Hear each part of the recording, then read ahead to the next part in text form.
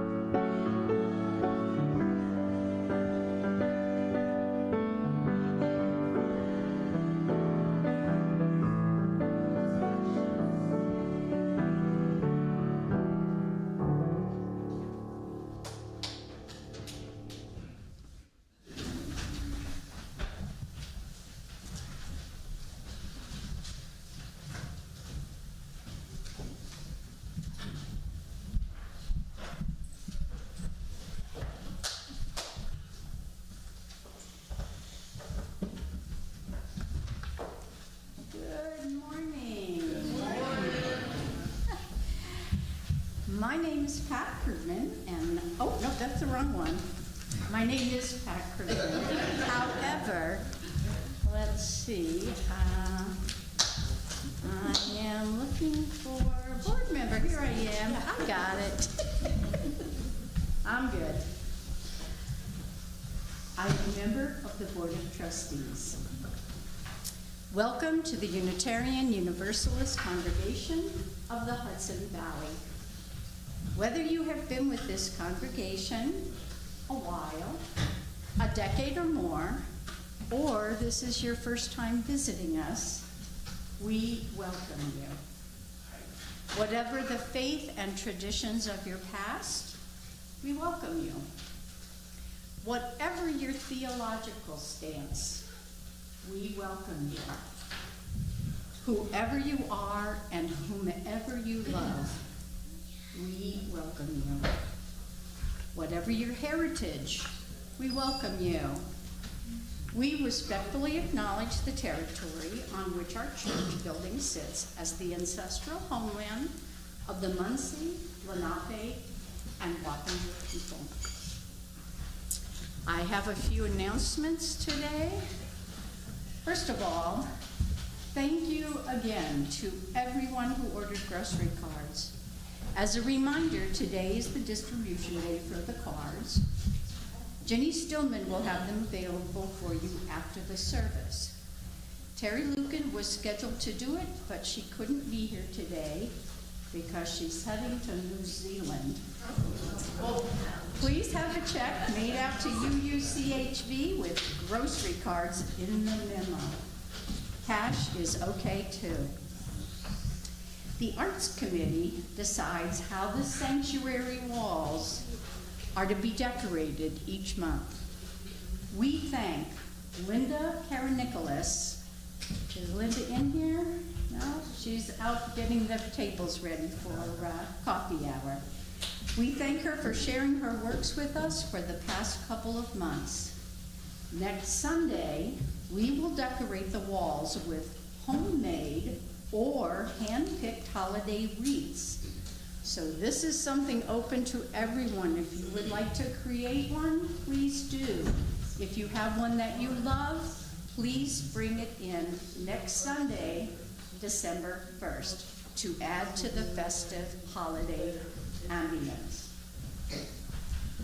One more announcement. Community circles are small groups of 6 to 8 people who meet once a month to build relationships and deepen connections with members of our community. These small groups nurture spiritual development and foster individual growth. If you are interested in joining a circle, look for the table in Fellowship Hall to sign up for one. For the most up-to-date information on these topics and others, please refer to our weekly e-newsletter and check our website frequently. And please join us for conversation after the service. If you are present here in the sanctuary, please join us for coffee and conversation in Fellowship Hall. If you are watching the live stream, the link for our Zoom coffee hour can be found in the Saturday reminder in your email.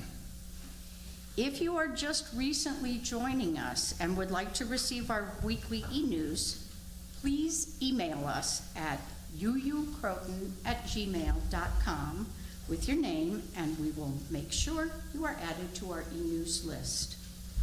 Also, please remember to silence your cell phones at this time. Once again, we welcome you to the Unitarian Universalist Congregation of the Hudson Valley.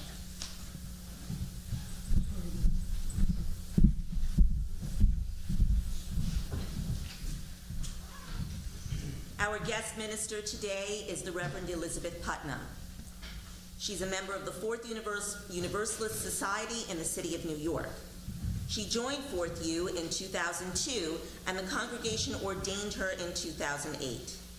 She holds degrees in history from Wellesley College and the University of Texas at Austin, and the Union Theological Seminary in New York. She has served as a chaplain in a healthcare setting for more than 12 years and is exploring the next phase of her ministry. We're happy that she's exploring it with us a bit. She and her husband Alex have made the Upper West Side their home for over 3 decades. Folks, please welcome Reverend Beth.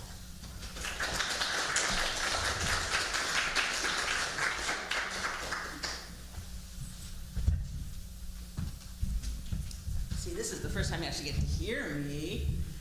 Some of you may remember I was here in April. Yes. It's good to be back, especially on this sort of crisp fall day.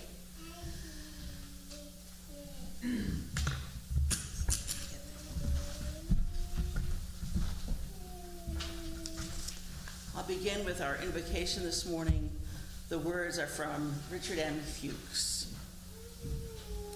For the sun and the dawn which we did not create, for the moon and the evening which we did not make, for the food which we plant but we do not grow, for friends and loved ones we have not earned and cannot buy, for this gathered company which welcomes us as we are, from wherever we have come, for all our free churches that keep us human and encourage us in our quest for beauty, truth, and love, for all things which come to us as gifts of being from sources beyond ourselves, gifts of life and love and friendship, we lift our hearts in thanks this day.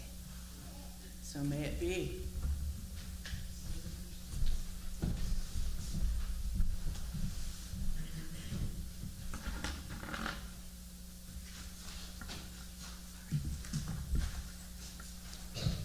We now invite the children of our congregation to join whoever is here with them today, to join Pat Krugman and ring our bell 8 times in honor of our shared values and principles.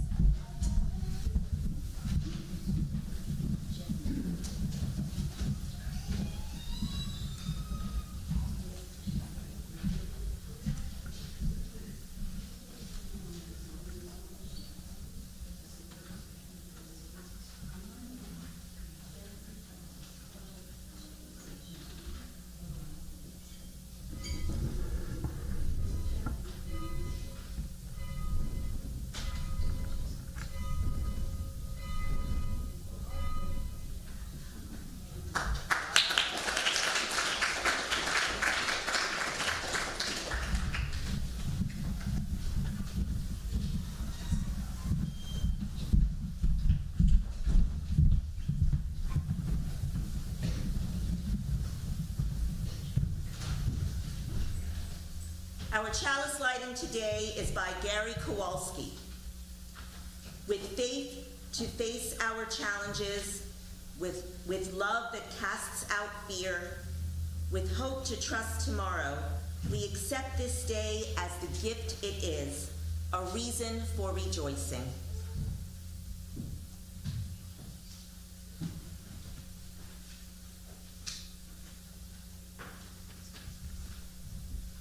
Now please join me in saying our unison affirmation. The words are in your order of service.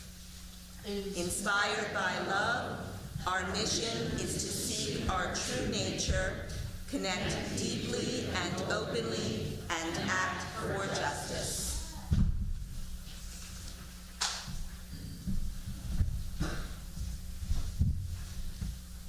So last time I was here, I did a time for all ages that was working on sitting like a rock. Well, now that we are in the fall, you're going to practice sitting like trees. I invite everybody of all ages to join in this one. So I want to have you sit comfortably in your seats and sort of focus on your breathing. It helps to get your feet flat on the floor, especially in this one, because you're going to imagine that your feet have roots that connect down, down, down. There's this whole dark, dense world that we can't see all the life that's going on in there. But right underneath our feet, there are things growing. There are the earthworms and the bugs, but there's also the dirt and the roots of all the plants. And between them, they add air and they add nutrients and they move this world under us. And imagine that you're connected through all that life through the roots that are underneath your feet. And then just like in trees, they have these roots go right up their trunks. They have these tiny little straws. The inside of a tree is just hundreds and thousands and maybe even millions of straws sucking up all that life. So imagine that it's just rising up inside you. Goes from your toes to your ankles, inching up those calves to your knees, moving up your legs and thighs to your hips, and filling up your belly and sliding on up. And feel it flow all the way down your arms and into your hands and up into your head. I want you to think of sitting outside on a sunny day, those times when the sun is strong enough that it feels like your head is getting warmer than the rest of you. Sometimes you touch your hair, or if you don't have hair, your head, and it feels hot. And imagine that that sun is calling to you. So you stretch up those arms as much as you can and reach them up to that sun. That sun bathes in, and it combines with all that life that's come up through your roots. And if you wiggle your fingers, maybe you can almost feel the leaves. And they grow and they grow. And sometimes they grow so much, your arms might get heavy a little bit. And you want to put them down. Sometimes life can feel that way, like it's too much and you just want to stop doing. So today I invite you to experience the fall when you just get to let them go. All those things that have grown and added weight to your hands just falls away. And they cluster down around your feet. Where in this coming winter, all that plants and soil and those leaves are going to make the mulch that's going to help you grow next spring. So as we move around this year, know that in this coming year, what you have grown before will nurture you for the coming days. You are not doing this on your own. You are fed by life. You are fed by the life that you and those around you have lived.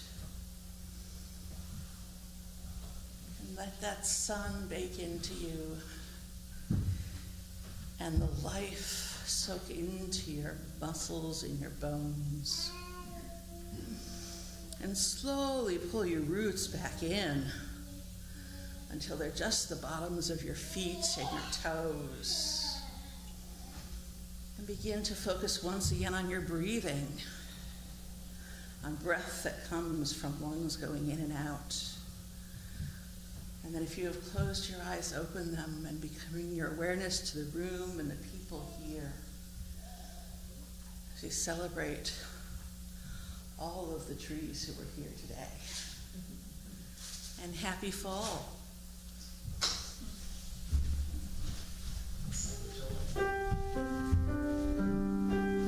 We will sing the children out to their religious exploration program.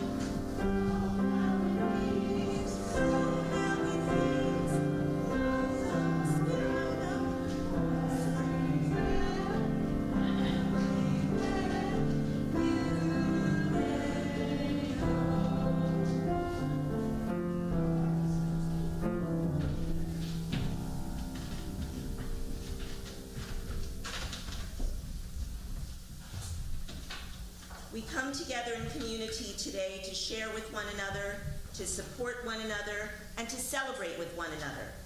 We bear sacred witness to each other in this honored ritual. As we begin, we know that there are great sorrows and great joys in our world that must be acknowledged as well.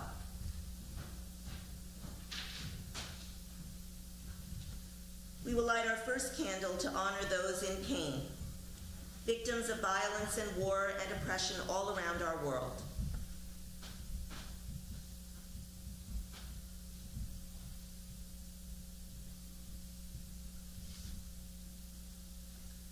We light a second candle because we understand that amidst all of that pain, there is also celebration and joy in our world.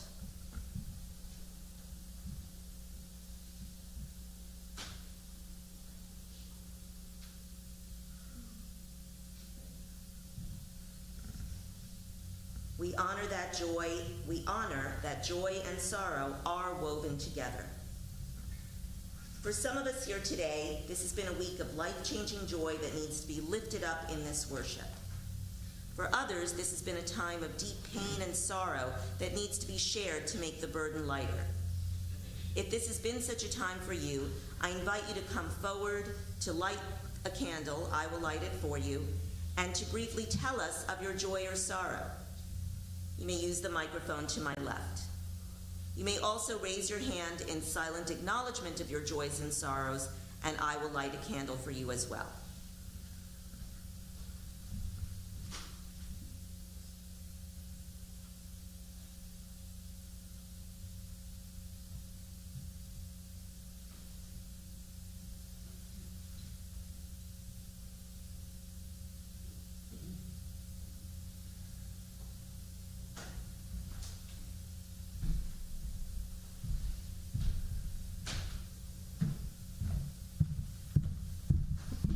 Hi, I'm Susie Dugas, and I don't usually get upset at work, but it was a rough week, and we're having a meeting on Tuesday, so hopefully things will get straightened out.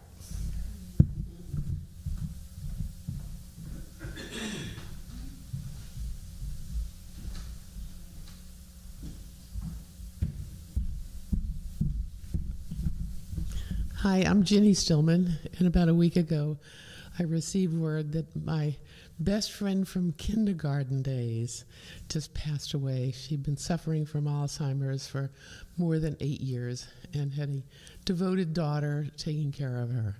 But, you know, you don't know many people in your life that you've kept in touch with for so many years. So Blessed be Shirley. And she was a minister. She was a Presbyterian minister all her life.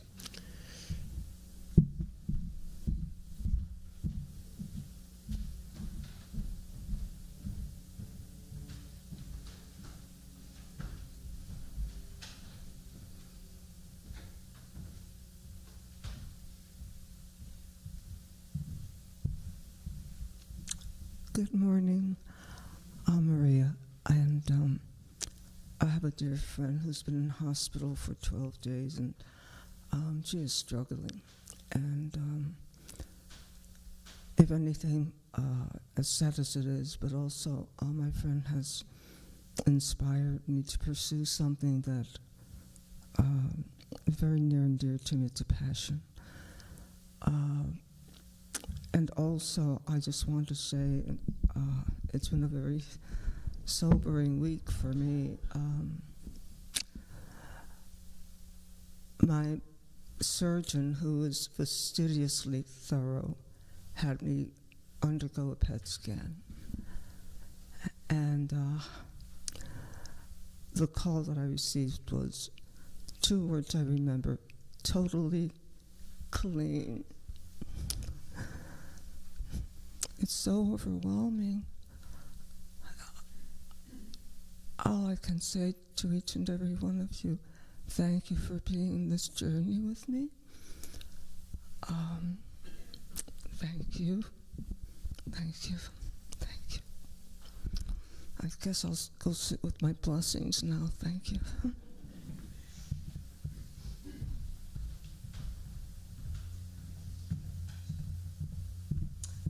I just wanted to say that our administrator, Rita's husband, has been in the hospital this week, so I want you to keep them both in your prayers.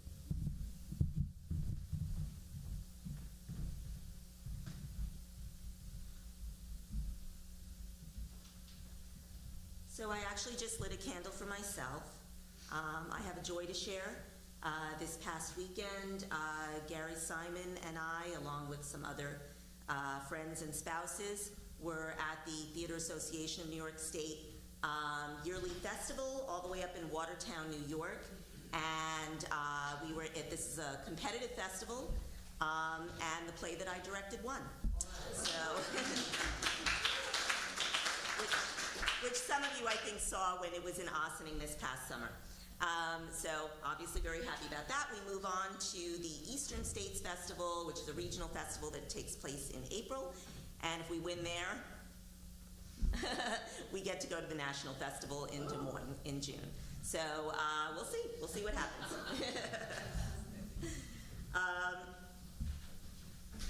Okay then. I'm going to light one final candle for all those joys and sorrows that remain unexpressed.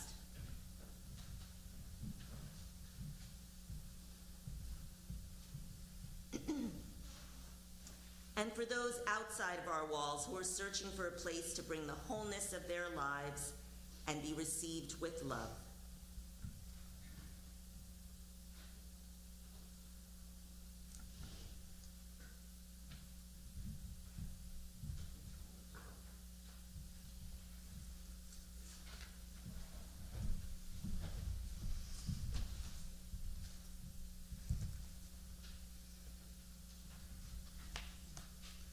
Our time for prayer and meditation will be a little bit different in that the meditation part is going to require some activity on your part.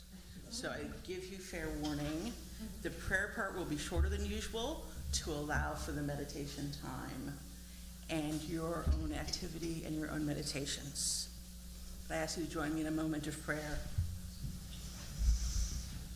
May we enter this season of Thanksgiving by being aware of both what we have in plenty and that which is too scarce, whether it be food or homes or health or justice or peace.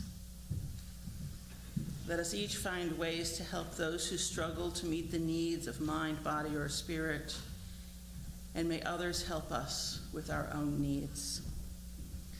Help us be part of building new ways of making a more equitable world, so that hunger, illness, injustice, and war, and all the other hardships that seem so plentiful now will be diminished. May we and all others help to build a new day with more joy, more justice, and more hope. So may it be. I invite you to enter into a time of meditation. Don't get too comfy in your seats because you're going to have to do things for this one. So listen, but then think. In this Thanksgiving time, I want to think about the source of all our beings and the ground from which we all come. The world and the nature have cycles and seasons, and part of those cycles are preparing for new birth, new growth, and then death comes, but that is itself its own cycle, which leads once again to new birth. The world and its interconnected life cycles, when in balance with one another, often have ways of regenerating what is needed to grow the next phase of the cycle.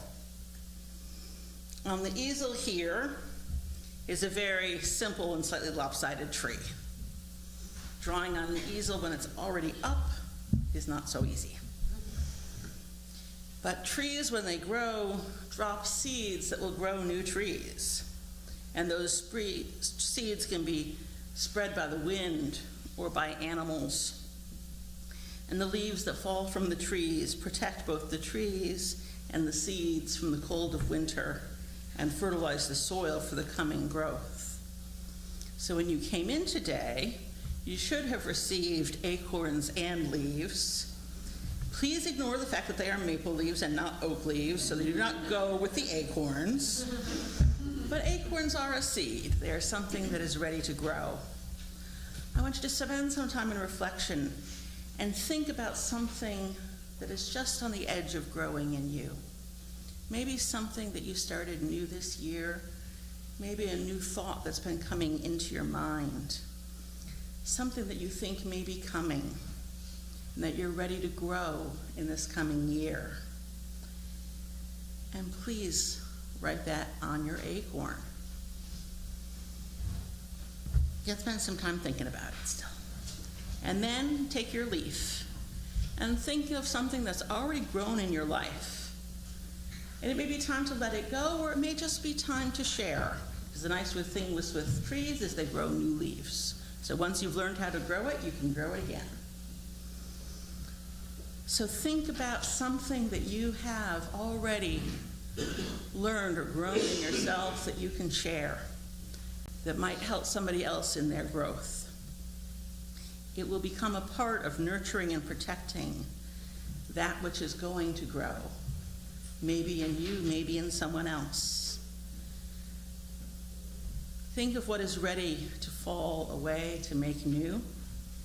What is beginning to get ready to grow. This is your chance to be part of your own and each other's regeneration as we move through the quiet preparation time of winter and into the growth of new spring. So please take a few moments to write, and then during the music meditation time, please come and place them either on the trees or on the ground around the trees. There are stickies on the back of the acorn and the trees. If that does not work, we have tape back up front, and Anne will be standing by to help.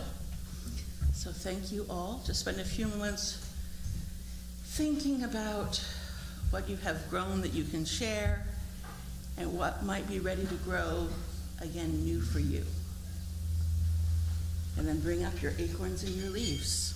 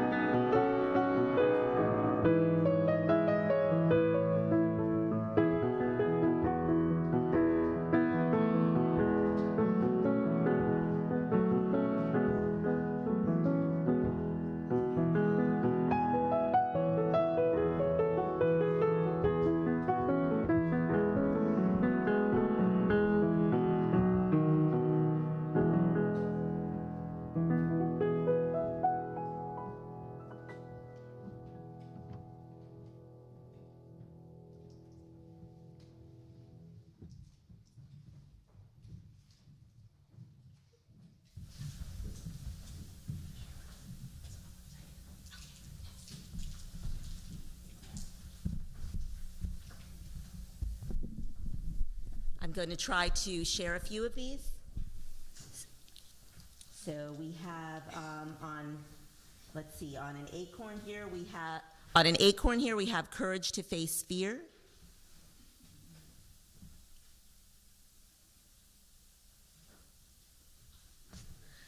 On another acorn we have I seek happiness.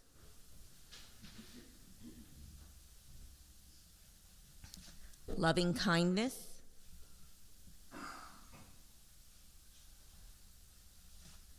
Being different.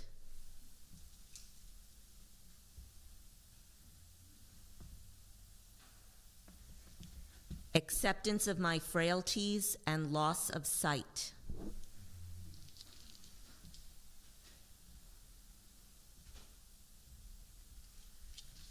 On a leaf now we have wisdom of aging. Uncertainty. Courage to be brave and perseverance. Self-care. Helping others.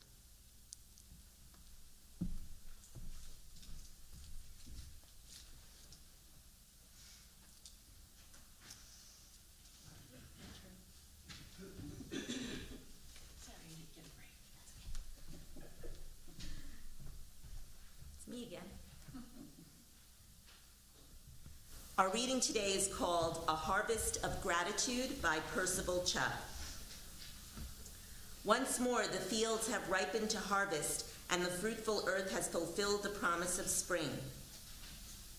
The work of those who labor has been rewarded. They have sown and reaped, planted and gathered. How rich and beautiful is the bounty gathered. The golden grain and clustered corn, the grapes of purple and green, the crimson apples and yellow pears, and all the colors of orchard and garden, vineyard and field. Season follows after season. After winter, the spring. After summer, the harvest-laden autumn. From bud to blossom, from flower to fruit, from seed to bud again, the beauty of earth unfolds. From the harvest of the soil, we are given occasion to garner a harvest of the heart and mind. A harvest of resolve to be careful stewards of all life's gifts and opportunities. A harvest of reverence for the wondrous power and life at work in things that grow and in the soil. A harvest of gratitude for every good which we enjoy, and of fellowship for all who are sustained by earth's beauty.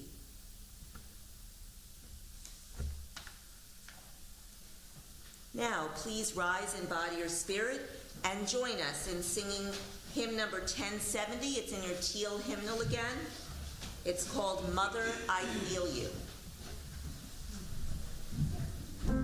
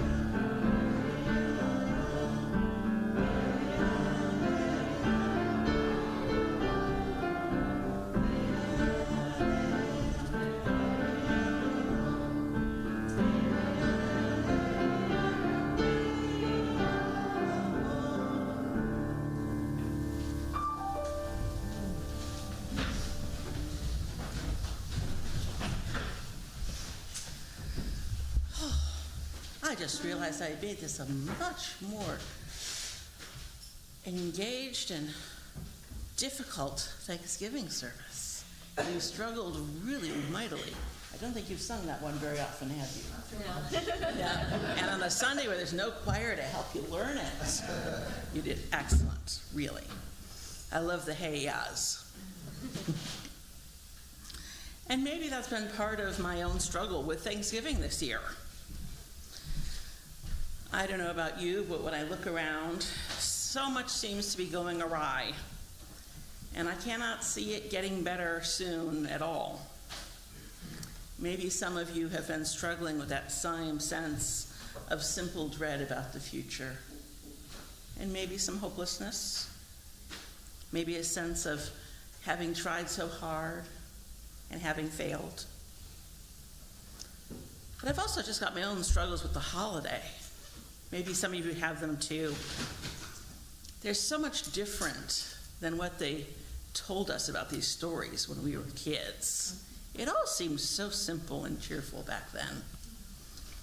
I remember the story that I learned as a child. You probably saw these too. They had pictures with the pilgrims with all their black clothes and their white collars and the hats and the bonnets. And the people that we used to call Indians, that are now recognized as the native peoples, bringing food to have a big feast together. The images were of two groups on friendly terms celebrating their harvests by sharing what they had and making a feast together. The pilgrims were shown as successful farmers with a bounteous harvest, well settled and on good terms with their neighbors. Sometimes we'd get a story about how a specific Native American, Squanto, was a favorite, helped these new settlers learn about the crops here in this new land, or at least new to the settlers, and the methods that the native peoples had developed to grow them over the years. Squanto's story had that added visual thing as a kid that had that ick factor, because they were planting the scraps and bones of fish to help the corn grow. They make really good fertilizer. But when you're a kid and you think about putting fish down in the roots of your corn, you kind of go,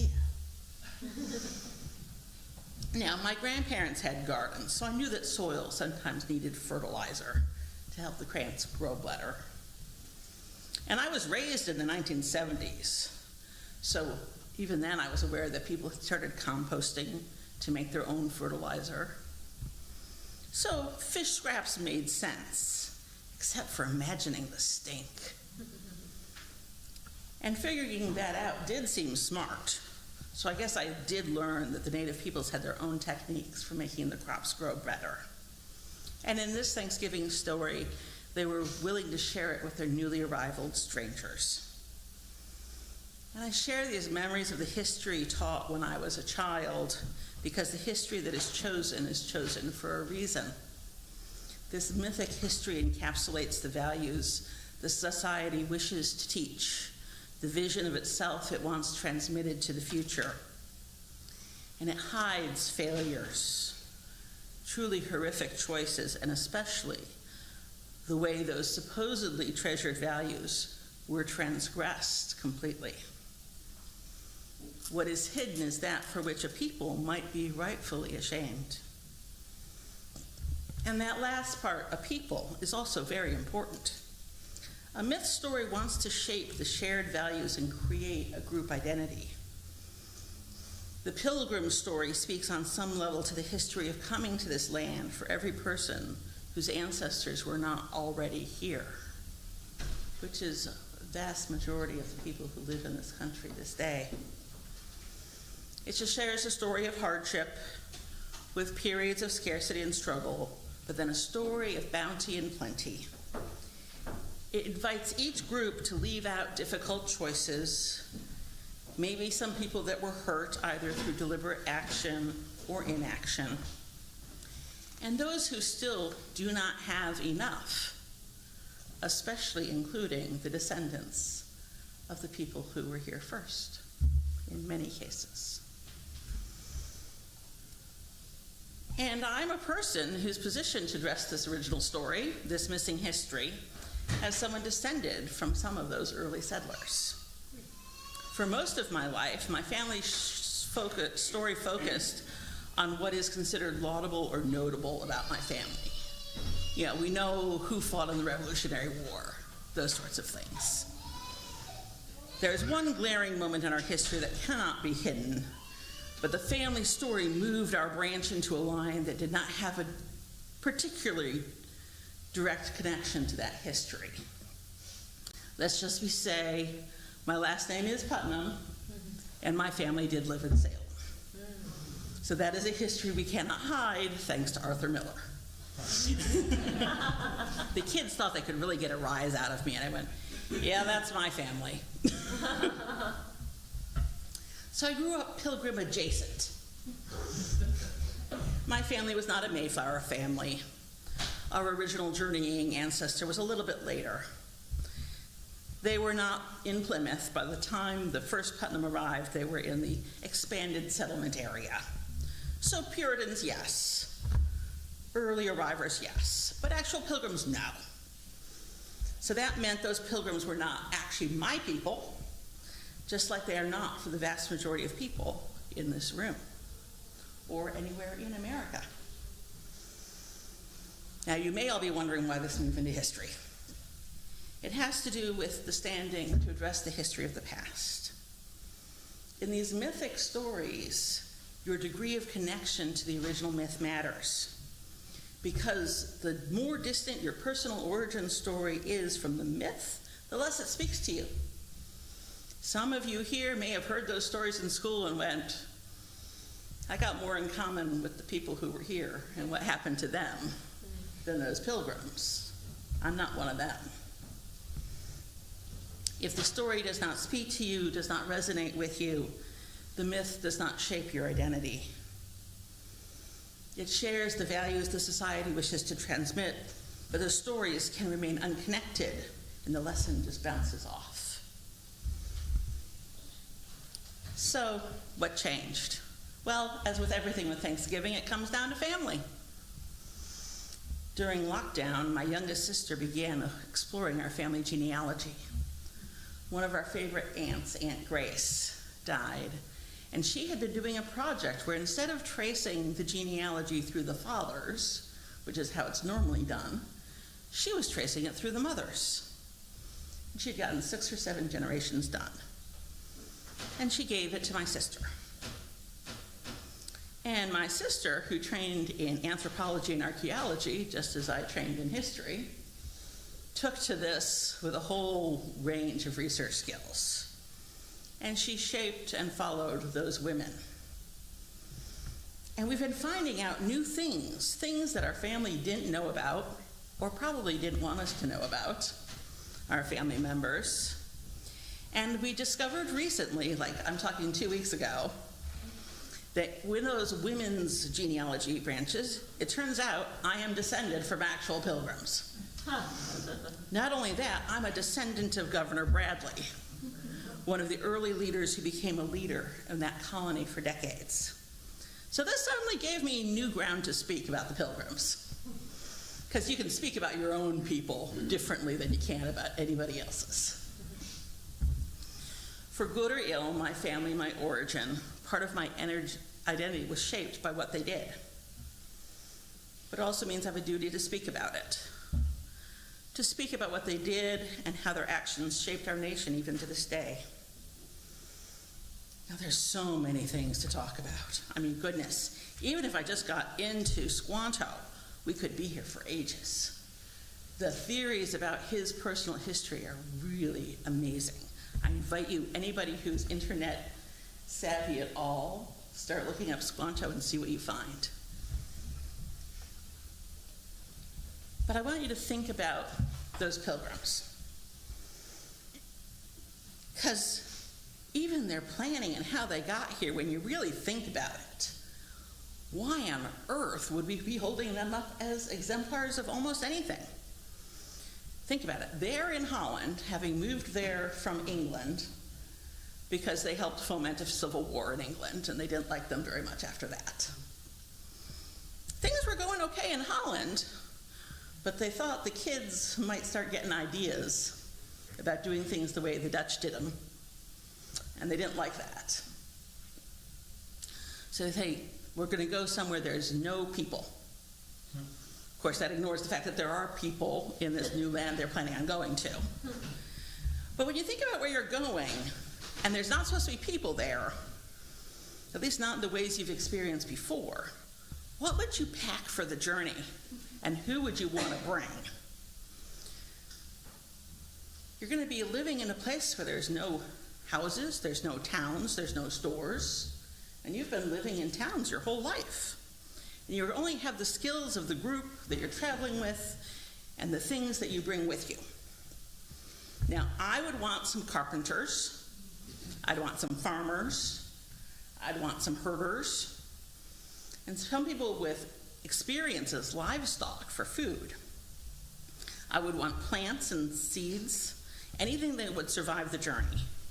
And I would want a lot of them, because our lives would depend on what we could grow and how we would build this settlement. But that's not what the Pilgrims did. They had their own enclave of right-minded people. That's what they thought of themselves as. And they wanted to build a society that they could live according to their values and their values only.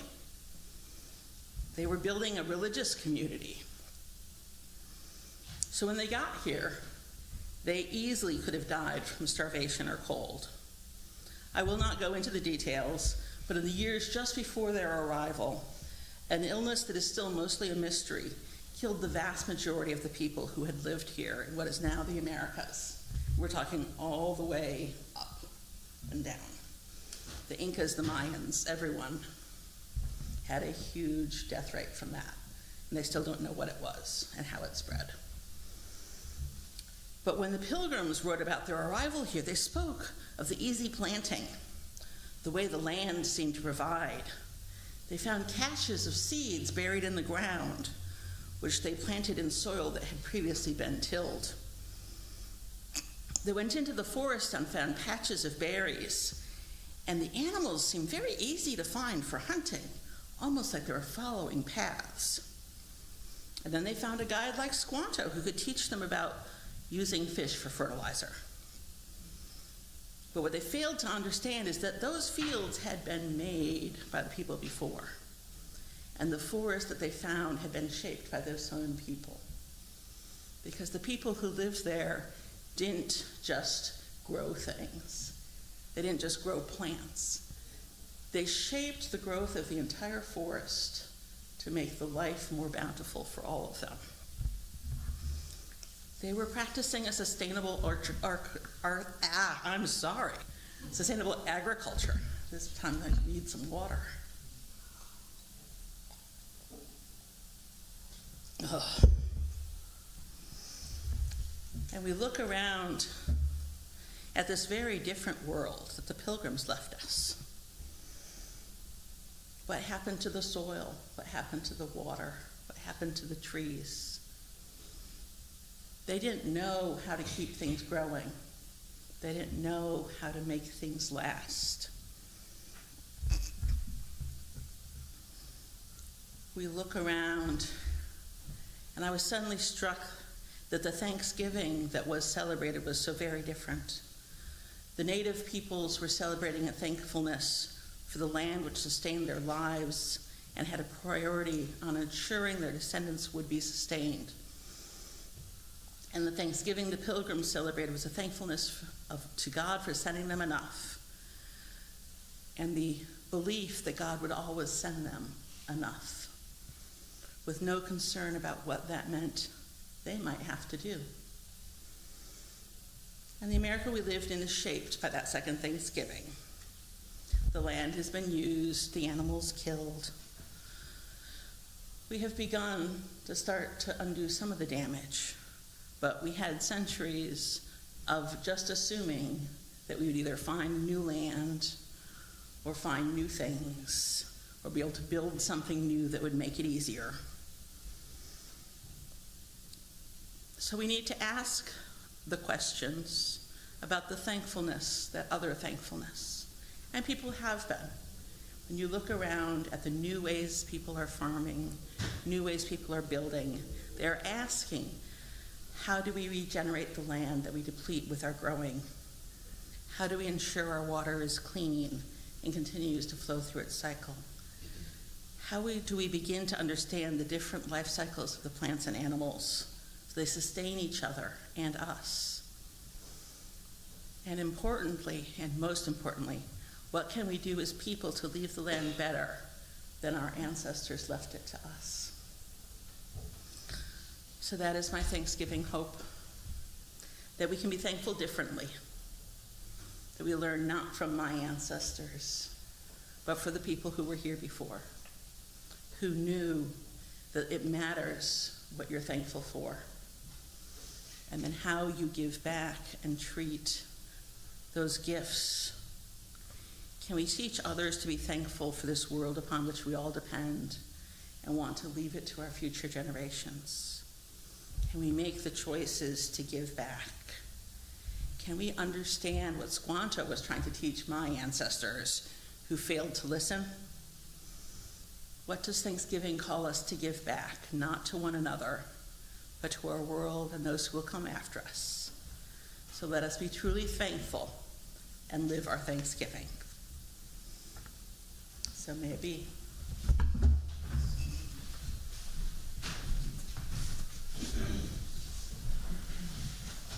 For our last hymn, please rise in body or spirit. Once again, in your teal hymnals, we will sing number 1068, Rising Green.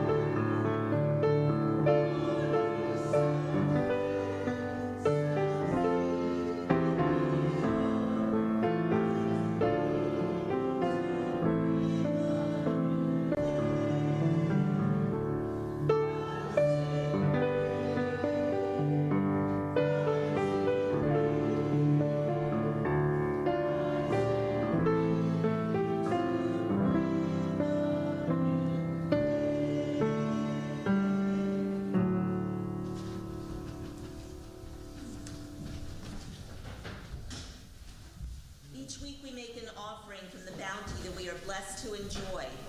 We do this in the spirit of love and generosity, aware that we have benefited from those who have gone before, those who in their turn gave generously. Our offering goes to support the work of love and justice undertaken by this community. Today's offering will also be shared with the holiday gift-giving program. In December, gifts, gift cards, sweatshirts, and socks will be given to residents of Hope's Door, a domestic abuse shelter, and the men and women of Jan Peak Homeless Shelter in Peekskill. Terry and Bernie will do the shopping and delivery. Please refer to our e-newsletter or website for more information. You can make your donation in several ways. If present in the sanctuary, you may give cash or a check in the offering plate as it comes by. From your homes, you can make your donation via credit card or PayPal using the links provided in the e-newsletter. Or you may always mail us a check. You can also visit our website, uuchudsonvalley.org. The offering will now be given and gratefully received.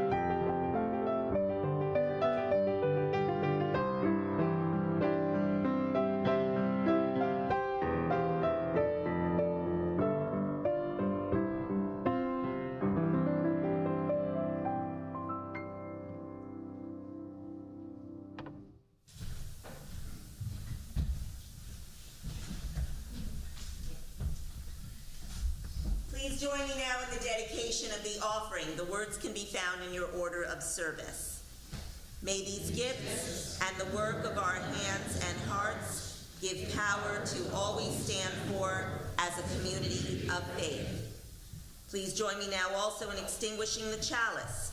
The words once again are in your order of service. We extinguish this flame, but not the light of truth, the warmth of community, or the fire of commitment. These we carry in our hearts until we are together again.